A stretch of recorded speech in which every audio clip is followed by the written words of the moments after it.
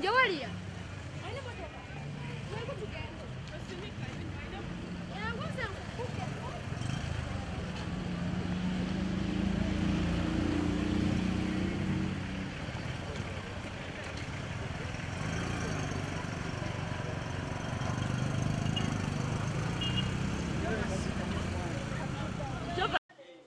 Hello, about ARKRICH Media. Every time, subscribe on our YouTube channel. Jakuwa funa all our notifications.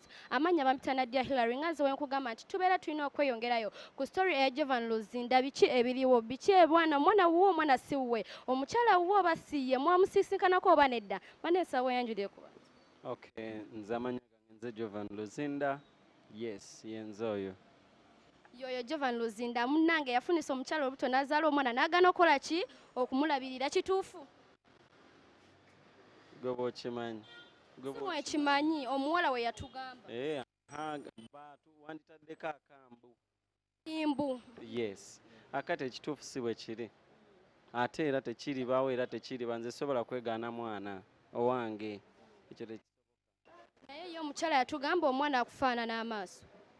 Okufaanagana era teruba Luganda. Bangi banfaanana amaaso nawe onfaanana amaaso.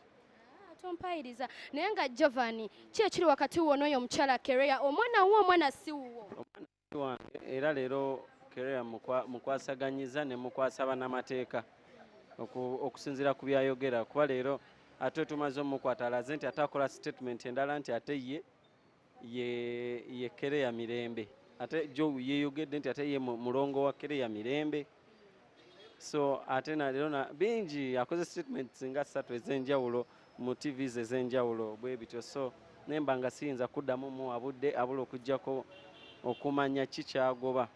Jovan oba eno stunt nga wali oyagala olw'okuba wakola interviews n'ogamba ogenda kugulawo bandi oba it's a stunt nga gwe yagikola. Kati kankuulireko ekintu kimu sisobola kukola stunt mbu neetaaga omanyi music yeetaaga waaka nze kyenja okugamba nti bw'obanga by'oyagala okukola olina by'obikozesa tewali nsonga lwaki ate oba okola stunt ekisinga obukulu kuba kuleeta waaka. So sinza kola stunt. Tomanyi Kerea naye ng'omanyi looya w'abakyala eyamuyamba. Oyo looya w'abakyala ye nsobola okuba nga namulabako ku lunaku olwo lwennyini era lwe nasangako Kerea oba okitegeera kuba olwo lwe bagamba lwe bajja ku gundi we nali ndi ku studio. Yes, that is that day. Yes, lwe namulabako ku makya olweggulo lwa leero ne mbiraba ku TV bwe kityo. Twayogeddeko ne Kerea oba gwe tumanyi nga ye Kerea n'atugamba ye Rakuma n'atugamba mbu mwali mwenna nga mukola ekintu ekyo ne tukubira ne looya w'abakyala n'atugamba era gwe yakipulaani. Kankugamba ekintu kimu ekisooka tosobola keera ku makya n'ogamba mbu opulaninga ekintu ate n'omala n'otwala omuntu ku poliisi kisoboka? Kisoboka. Kankubuuzeemu akantu kamu ddala oba olaba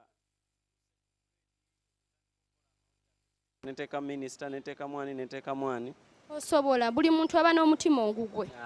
Si mutima gugwe ekyo nze sikimanyi bwe ntyo.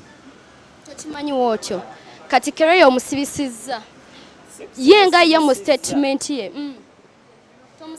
Simusibisizza yeesibisizza. Toyinza kukola statements 3 ng'olimba nsi. Statements 3 zitya? Ozimanyi simu abadde babikwata ate obuuza nze.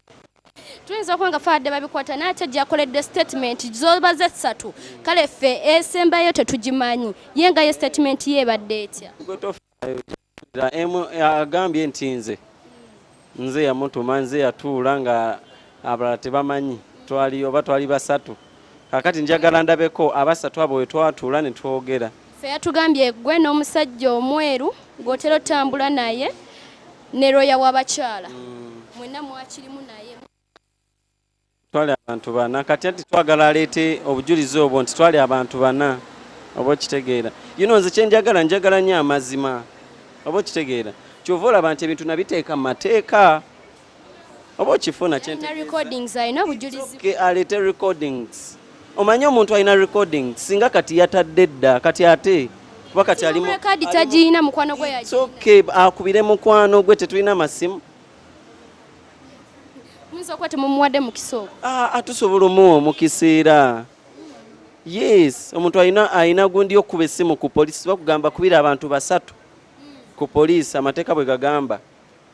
So akubira omuntu oyo oba yandibadde akubira omuntu oyo naleta recordings. Kati Jovan wekivayo ng'osiriwazizza buli muntu. Nga nsiruwaziza ni mugana naye tereera kyenja okugamba.